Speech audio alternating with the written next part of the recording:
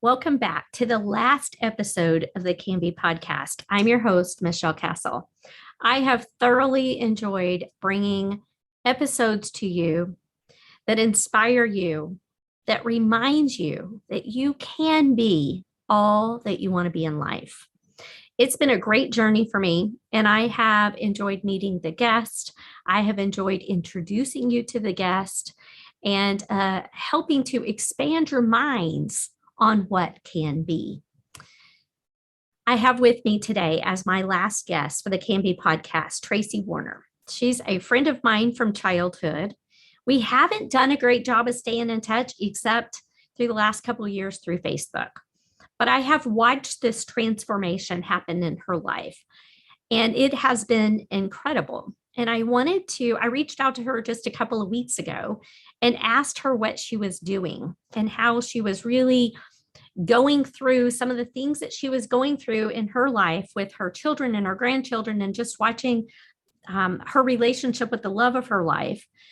And why the change? I mean, why am I visibly seeing a change? Like, she shows this bright light coming off of her whenever I see pictures of her on Facebook. So we had a brief conversation that I really wanted to record and share with you. So that's what we will do today on the last episode of the Can Be podcast. I hope you have enjoyed all of the episodes and continue to listen and share them with others. And at the end of this show, I will tell you what I am doing next, because the conversation will continue. This was just the first chapter of podcast stories and information that I've been sharing with you. So I hope you enjoy today's show. It's a little bit longer than normal. What's normal? It's a little bit longer than most episodes, but I think that you will love the conversation and you will be lifted and feel great. And I think that it will make you a little more curious about taking those next steps to be what you want to be in life. Enjoy the show. Oh my gosh, Traci, I cannot believe you and I have not talked or seen each other except through Facebook, which really kind of feels like talking. Yeah. And I don't know, 20 years? Forever.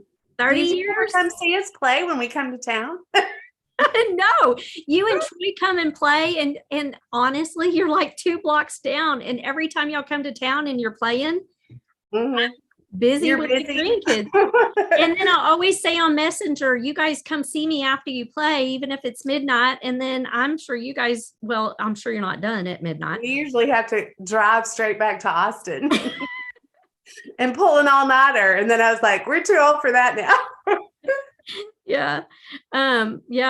Anyway, I can't believe after all these years, you guys are still playing. I mean, I remember when we were in high school and you were Twitter pated. You see, you're giggling. You're still Twitter pated with Troy. I know. He's been the only one for me. But anyway, actually, he wasn't the only one, but he's the one that could usually just call me and be like, hey, want to go out? And I'd break up with whoever I was with. Yeah, to go out he's the one that he tamed you. Oh, maybe. Or I could have just gotten wilder over the years. That's maybe it. Now he's adjusted. He's as wild as I am, I think.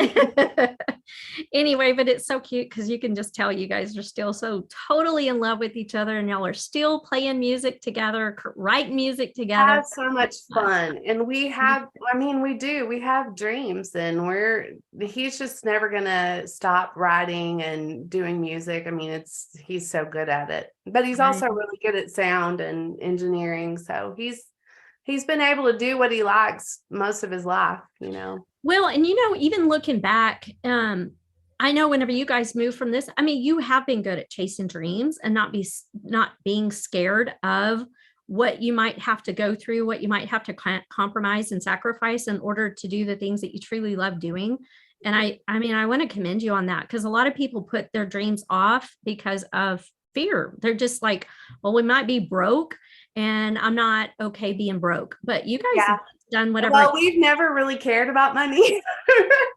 I mean, we've always just chosen to do what we love, and we had this dream of doing music, and we feel like we're pretty good at it. We have grown so much. I feel like if we could go back in time with the confidence and stuff that we have now in ourselves, starting out, we may have been in a totally different place, but we're happy that we're here now and we're still going for it. So yeah, I love it. And then you guys just do a beautiful job of really taking time with each other and for each other. And I think that's super special too. Again, I mean, we haven't talked in forever, but I see that you guys still thoroughly enjoy spending time together, exploring places with each other. yeah, we do. We just try. I mean, 30, I think we're going on 34 years. Wow. Yeah. And I'm like, how am I that old? I don't feel like I could possibly be that old, but yeah, we're going on that long. And so I feel like you have to date each other. Yeah. Our first few years were so hard because I got a baby, pretty much think I was pregnant 7 months after we were married. I got a baby. And then, he was busy in the studio and I'm busy being a mom. And it was so hard. I do feel like, you lose yourself a little bit in that time. And you can't shut the mommy switch off for a long time. For a long time. Hey, but I noticed you chose a word, and I don't know if you chose this word intentionally. You got a baby instead of you had a baby. Did you choose that word on purpose? Well, I feel like I was blessed to be able to have a baby. So like, I don't know, got a baby is like, I probably didn't mean necessarily to say that, but. Well, that's kind of cool that you did, though, because there's so much power in words. And to me, whenever you said that, it triggered for me that it was more of a gift to you than what it is. I had a baby. Like it was, I got a baby. Like I got Well, a I mean, baby. I always wanted to be a mom. Yeah. And I have continued to work with kids throughout my adult life. I just love kids. I love their energy. I love the way they see the world. And I just want that to carry over into adulthood, because I don't think you have to lose the magic that kids, the way that kids see the world. I don't think that adults have to lose that. No, they choose to lose that. And but the power of your words is just so it's just fascinating. We're talking about that, the strength and the power behind our thoughts and our words. And your subconscious hears the words that you are saying consciously. So it's always so fascinating whenever you hear a word that subconsciously sends, oh my gosh, she used got. I wonder if that was intentional. And it just, then you go to the stories, your brain automatically goes to the stories, and it's like, I wonder why she used that word. I love the way your brain thinks. Well, maybe it's only mine. Mine are amazing. Like I never grew up thinking very much about how the brain and the heart and the subconscious and everything is all connected, and the power that you have when you learn to control it and guide it and direct it. And but haven't you found that what I have found just in the last couple of years where I've really understood the power of thoughts, either spoken or the ones that stay in my head, which are typically the most dangerous words, they need to come out, is being the observation. I mean, like you have to learn to observe the thoughts first before you can stop the thoughts. Right. And I think for anyone who is at the point where they're like, yeah, thoughts are important. No, thoughts are powerful. And if you're going to change your thoughts, first you have to learn to observe your thoughts. Yes. And people don't realize you just live on autopilot. If you're not aware of what you're thinking, you're just going through your day to day just because that's still thinking. That's just what you're supposed to do. That's just what the way life is. But then when you realize that you can start changing those thoughts and replacing them with better feeling thoughts, and you just you basically reprogram your brain. 100%. I have watched that recently with a friend of mine who just recently went through a divorce. And then now they have this young love. And I was just observing how much that person has changed, even in their facial expressions, the way they carry their body, the way they wear their clothing, like every aspect of their life has changed. The words they choose to use, everything has changed because of this young love, which means it's just a change in thoughts, in feelings. It's totally changed your lives. I mean, really change your thoughts, change your life. I truly believe in that.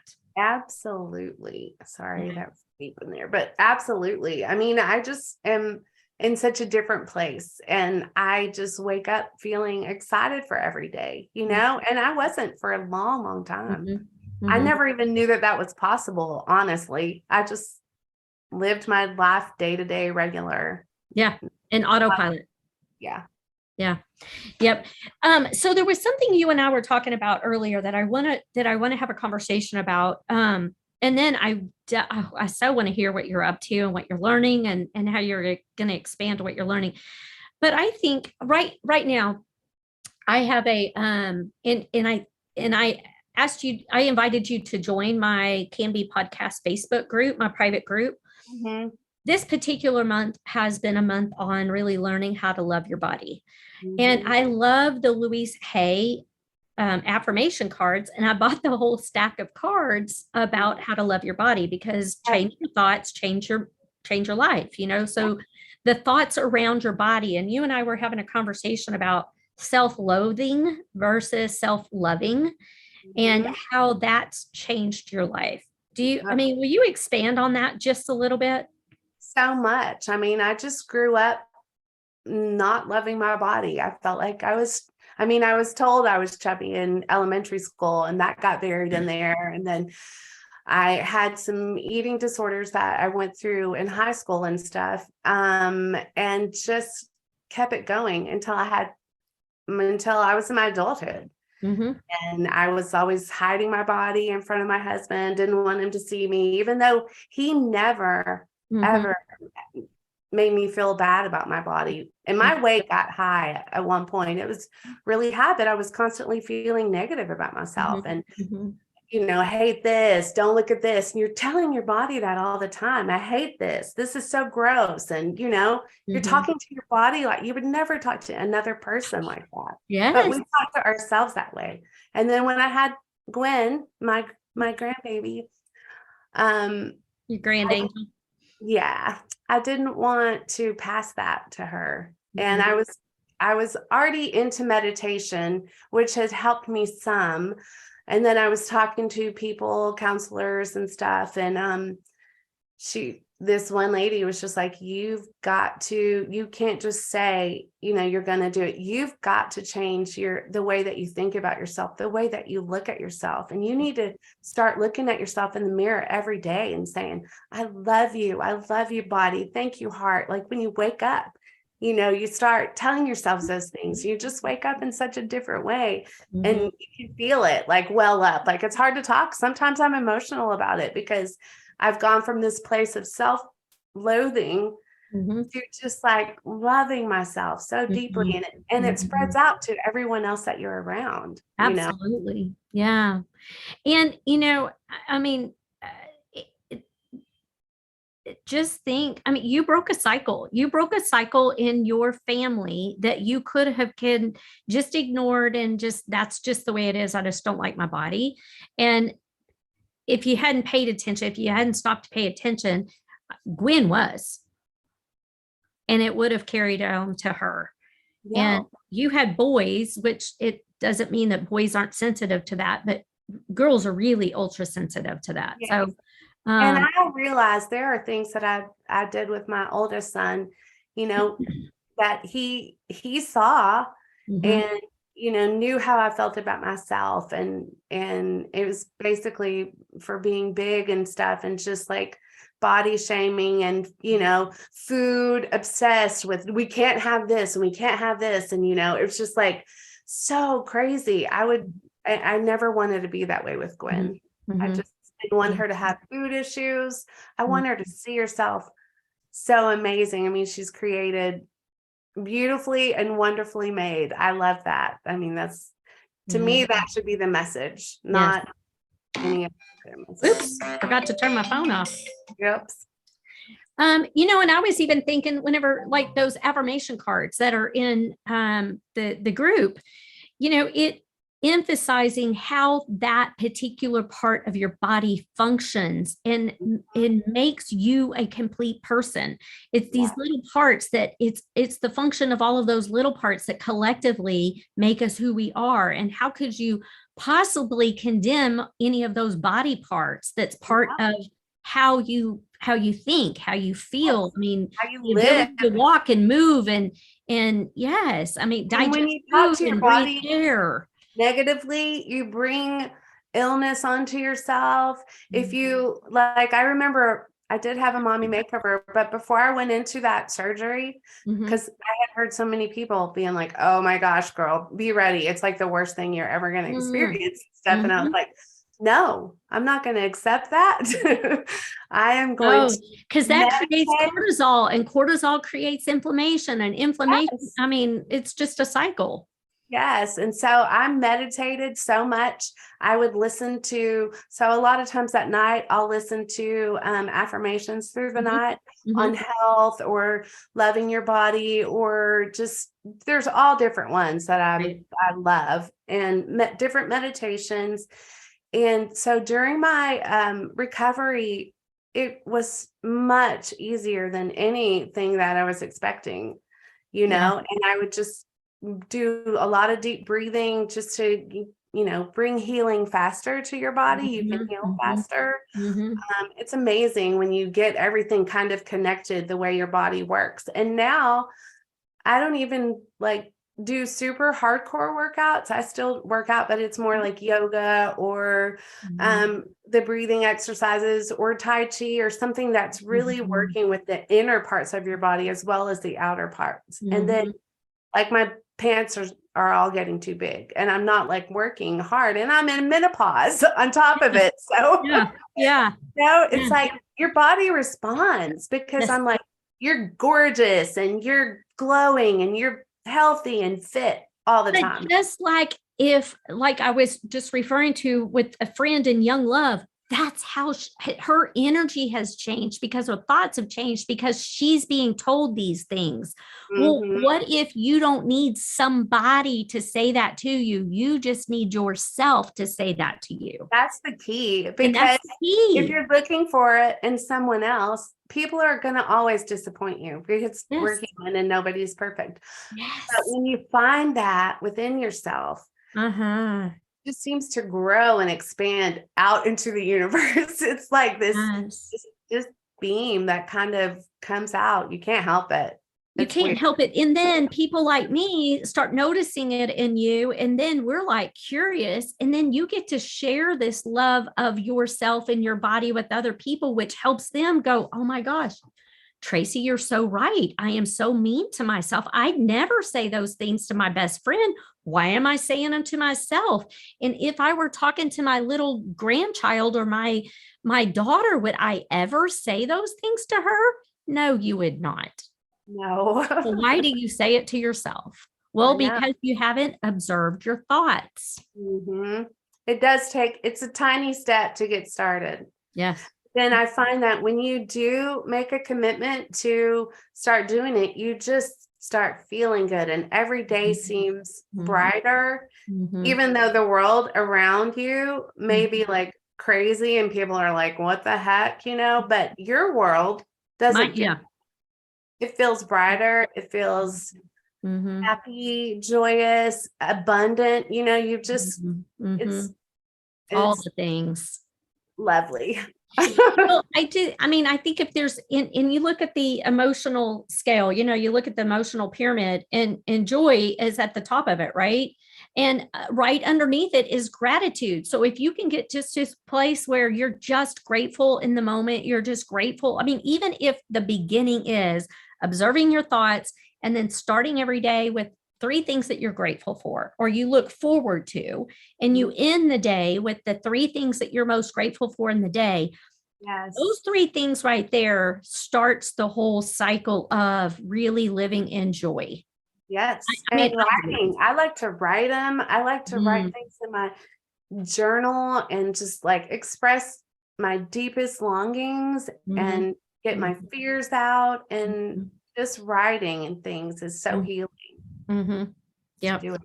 I love it. So I want to talk about your passion for breath work. And breath work is like, that's not even a word everybody knows what that means. You and I know what that means, and we understand the power of breath work, and we understand the power of calming your mind or quieting your mind so that you can even be in that moment. Mhm. But pretend that the listener doesn't even know what that word means. Mm. Well, I found breath work, I guess, about a year ago. I Mhm, had been already doing like the guided meditations and yoga and things. And then it led me to find Rachel Pringle, mhm, who does this wild women's rage. And it's like really expressing through your body, mhm. letting out everything that's pinned up. You do yelling, there's a lot of yelling. Some people like to do it into a pillow, but it really changes you from the Yeah. inside out. And then you feel, because we as adults, if we could just be on a playground yelling and Mhm, screaming and running and having fun like mhm, we did when we were kids, but we're so mhm, tense about just mhm. letting ourselves go, and nobody wants to look stupid in front of anybody else, but you can't not look stupid if you do this breath work. You're Yeah, gonna look weird. It's yeah, intense, yeah. but it's the feeling that you get from it and the healing Uh-huh. that makes it where you're just like, I don't care. I'm going to do it because it feels good and it's changing me from the inside out. And it's good for your blood flow. It's just good for your oxygen levels. It's so much that it does. It's You got to amazing. send me a link because I want to come do that with you in the next 60 days because I want to, at my next retreat in Sedona, I want to do some of that. And Yes. so I need to go practice it so that I can get all of the I feel silly out because Yes. you and I grew up in Assembly of God Church, and the Mhm. only dancing we were allowed to do was in the aisles. And Uh-huh. so I remember when Footloose came out and when Grease came out, like those were taboo. I couldn't even watch those shows. Yes, I So I know. never learned to dance. And so, I always feel awkward when I move to the music because of that fear of judgment that I don't know what I'm doing. And Mhm. so I have really been my thing this year was to freely dance and feel the music and allow the music to move me. Oh, that's good. That's And good. When you just give into that and you mm, let your body move how it wants to move and stuff, mhm. it just starts to feel Look at delicious. you shimmying. You got to You teach me how to literally shimmy. like crave it.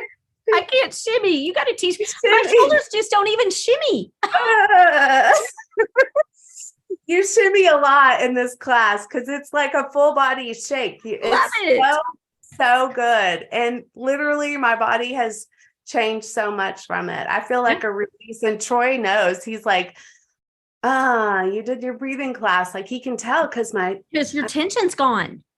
I feel Yeah. like, and something really miraculous happened on the last class that I did. Can I tell Okay. you? Yeah. So it was just a Zoom one. So Uh-huh. there was Johann Erb. He's the one who came up with the pyramid breath method Okay. when he was like 14 years old. And you need to look him up and look But you got to tell me how to spell his name. Johann, Johann, Okay. and then Erb, URB. Okay. All right. And it's just called pyramid breath work. Okay. But he tells you his story. He just came from a really dark place and was very suicidal, and then found just kind of was like praying to God, help me, and just felt like he received this download. Mm-hmm. And he started practicing meditation and breath work. And at one point, he was doing like 6 hours of breath work a day. Like he's just so Committed. in it and has felt the difference it made in his own life. So Now we're just now about to start teacher training, and I'm going to be a part of that, which I'm super excited about. But anyway, on this Zoom call, there's probably about 12 people plus him, and his wife, Rachel, does it with him. And how do you spell Rachel's last name? Pringle. Okay. And so we're going through it. We're like, usually when I start it, I'll have somebody that I dedicate the practice to. And so on this day, it was like Grayson, because, he's got leukemia. And so I was on that particular day, I think the day before, he had gone through his clinics, which is hard on his body. I mean, he has to do a lumbar puncture and a port, and they turn him upside down. And it's just a lot. And breath work has helped me immensely in dealing with that. Right. What I would have done without all of the things that I've discovered that helped me so much. But so at this class, I was starting the breathwork class just feeling angry. I'm just angry that my grandson has to go through all of this, And so I was like, I can't get it out. I just need to be able to release it. So I just said to myself, just let it go. He's healed. He's whole. His body, to me, anytime I think about what he's going through, I just envision like wellness and health and all of his cells being whole. And when I touch his body, I mean, I literally just feel it whole.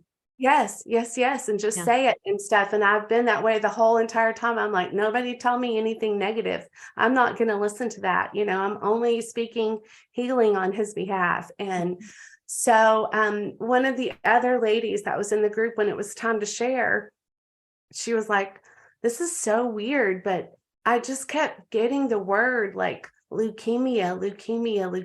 And nobody knows. We don't know each other. Yeah. We're all from different parts of the world.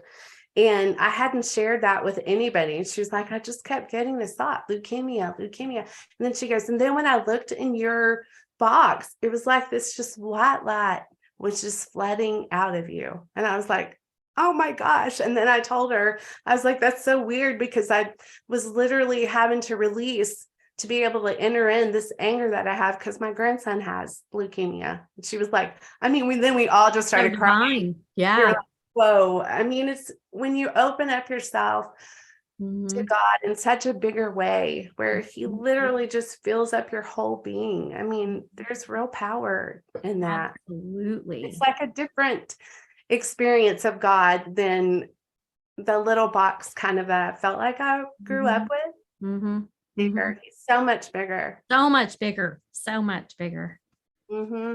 Goosey. It gives me goosebumps. Yes. Yeah. And, I think, when I think about experiences like that, like you said, I mean, if you listen to the outside world, you hear of struggles and pain and evil. And when you open yourself up and you're in that space that we're in, you see love everywhere. You feel love everywhere. Absolutely. And it's just joyful. Good, isn't it? It is so good. It is so good. But I want everybody to feel it, but everybody doesn't quite understand. They're not ready yet. Not everybody is ready. And that's what's been so interesting. I started this podcast episode as the Can Be podcast because I truly believe that you can be whatever you want to be.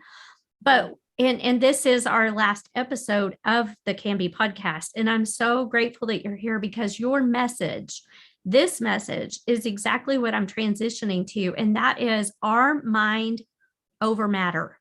Like it really is the power of our thoughts. We can shift and create this beautiful world. It's all in our mind. Yes. But it starts with being mindful.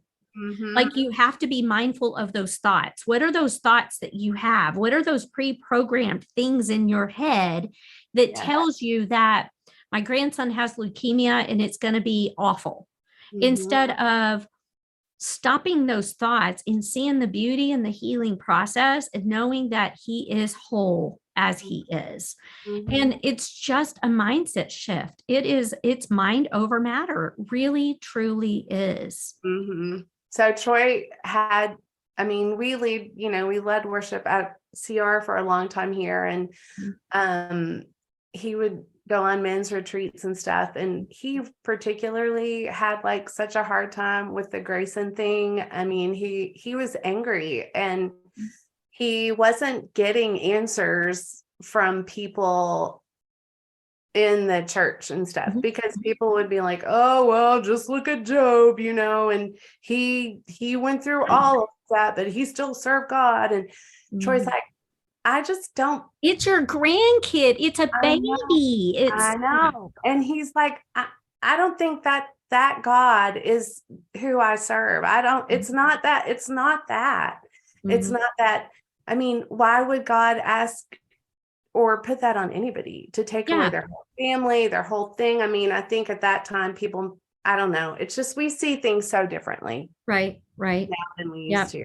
And I mean, and it just starts with opening your mind. And I think the hardest thing about all of that to me is you have to stop believing the way you've always believed, because that's what you were told to believe, and And you start have being guilt from curious. that. Yeah, and there's guilt that you have for that as well. Yeah. But question, just become more curious and Yeah. observant from a non-judging way, and just Absolutely. notice. And that's where I think journaling really helps, where you're writing those observations down without a conclusion for judgment, and just seeing them for what they are. And feeling unafraid to ask God things, because when Troy was at the deal and they were talking and he was like, well, I don't agree with that. There was a younger man who was in his early 20s. And afterwards he came up to Troy and he goes, oh my gosh, I've never heard anybody question anything. They just take whatever they're being fed. Mhm. They don't question it for Mhm. themselves or look Mhm. into it, or Mhm. how does this apply to my life or anything. You're just given this and you're expected to follow it Mhm. without questioning it on your own. Well, That's and for me, I grew up, we moved around so much. So the church denomination and the church itself and the message was always different depending on where we are, what Sunday school teacher you had. So I think the other part of it is this is someone's interpretation of God's will, God's word. Mhm. And Yeah. so it's okay for you to really be just, how does this apply to me in my life? Hmm. Yeah. Yeah. Yeah. Yeah. And I'm all about, I mean, I love God and I love Jesus, and I'm believe in both of them. Mhm. Mhm. But we have like grown so much in our views of what that is and what that looks like and how it applies to how we can use it. I mean, we always heard ask and it is given, but we didn't know what that meant, Right. And so when you start thinking, you can But just really, what? I think of you, whenever you said that, it just triggered ask and it shall be given, but you have to be open to receive, Hmm. And you to have to receive. not think negative. You have Mhm. to not always picture the lack or the negative side of things, but see it Mhm. in a positive. And through all this, I have learned to feel like if Troy and I were going to have a Grammy, if we ever were going to be, to feel it now in our bodies and Mhm. to imagine what that would look like and to Mhm. really use your Mhm. imagination. So many people let that die when they age and they're just going through life like a robot, And then when you open all that up and you open up your imagination, you allow yourself to really feel through visioning and stuff. It's amazing what opens up. Yes. When I have my retreats, that's my whole premise for the retreat, is to get yourself out of your normal routine and go Mhm. be somewhere where you can pause and be quiet and reflect and really hear and feel and just be, because we don't typically take the time just to sit and be quiet and just be, because there's so much there when you just steel. Yeah. And you just allow yourself to hear words from source, from God himself. You can just, I love it. I feel like I've learned, and I feel like he's spoken to me, and I feel such love that I never have felt before. Really. So you are training to do breath work. Weekend. It's the first training. Yay. It's coming up on Saturday, and I'm going to be in Disney, but luckily it's recorded so I can catch up. It's my first one and I'm missing it, but yeah. I am so excited about that. I want to hear more about the breath work later. So we'll have to record again. This is the last episode of the Can Be podcast, because I'm going to switch over and create that, Yes, that's exciting. I'm so proud of you. When I read your posts sometimes, I'm like, Troy, she's going through the same thing I'm going through. Exactly. We're like on the same thing, and I can see it and I love it. And to me, it's like the more that you can share this with other people, the more we can really literally change the world. If there's we can, one kindness at a time. So we got to talk about this on another episode whenever I'll start recording again next month. First, I got to get my husband through the open heart surgery, and we'll record again. Speaking of breathing work, I'll be doing a lot of that. Yes. I'll send you some good ones. I'll send you some good healing ones too. No, I would love that. Would you please? Yeah, for sure. Yeah. I do a lot through Dr. Joe Dispenza. Oh my gosh. He was one of the first ones that got me started on all this too. I went on a week long. I did a week long. Shut up. With Dr. Joe? Yeah. Are you serious? I'm so jealous. Yeah, it was an incredible, Traci, I'll have to, that's another episode, because I had pancreatitis, and it was critical. It was bad. It was really, really bad. You got healing? Yeah. I eat, I drink, I do whatever I want to do. I totally healed my body, but it did require some healing of some other, childhood trauma, to really release that. But no, I am totally healed. I am totally healed. It was my gosh, I love it. Yeah. I love it. Dr. Joe's story is amazing. Amazing. And the work he's done to like really further the study of it, like through the brain waves and everything. I love it. Well, what was really, my daughter and I went together, and it was she was chosen as a Healy, and it saved her too. The work that's being done and now is being done at the San Diego Zoo, and just some other really cool, incredible. I haven't shared the experience on a recording, so maybe you and I'll talk through that. Ooh, I would love that. That would be so. Do you find it like hard to be completely free and talk about it? Because a lot of times religious people don't understand. Yes, but that's the one thing about this podcast that I have learned, is that number one, it's my show, so I can. Number two, it's okay if it's not for everybody. It's okay if they're not at that point where they can understand that God is love, and we are to love and be loved. And all of this is through love. It is healing through love, through the power of God. And my parents think I'm turning into a woo-woo, and I'm like, no, I have a big understanding of God's power in my life. And I know mine do too. But my parents also see the changes that have happened within my family through love and forgiveness and acceptance. They've seen a shift in our relationship. And then they also, I think that they see it and they feel it, even though they question it. Yes. So, but whenever, it's hard to question when there's so much genuine love. Right. I agree. I think it comes from a different place and it's received differently. And I think it can be a gradual thing that people start being aware of. I mean, it helped me to release things because we want to be loved a certain way, but maybe this person can't love that way. That's not where they come from and And stuff. So, and you learn that it's okay. yeah, It's okay. It doesn't mean that they love less. They just love, right. The way they love, at the that's it. maximum capacity that they have to give Yeah, love. yeah. And I think that also we've learned to understand people can't give more than they already have. And so I mean, I couldn't love at the level that I love until I learned to love myself better. And there's still parts of me that I still am working on loving myself through.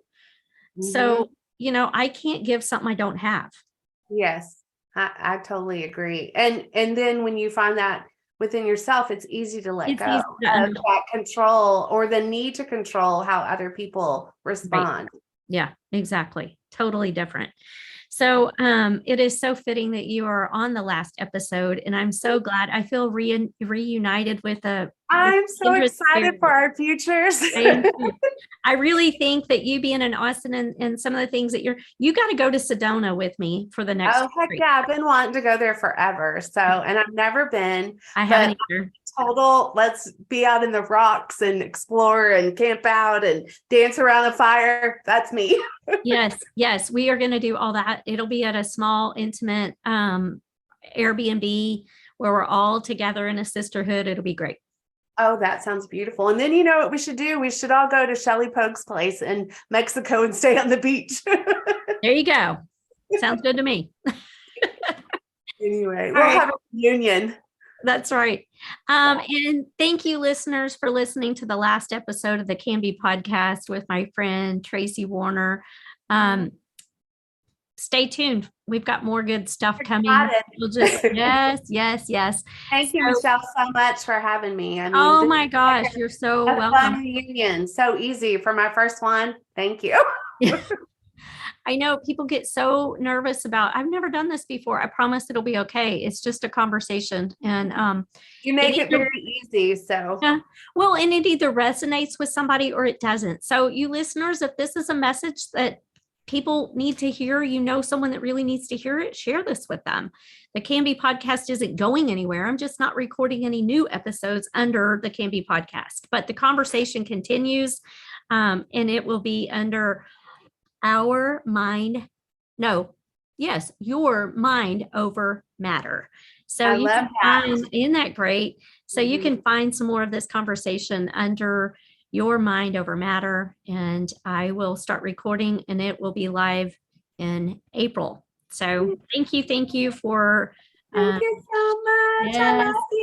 I love you. I gotta get over here where you can see I'm it. so happy for you. There you go. All right. Thanks, Traci. Love you, girl.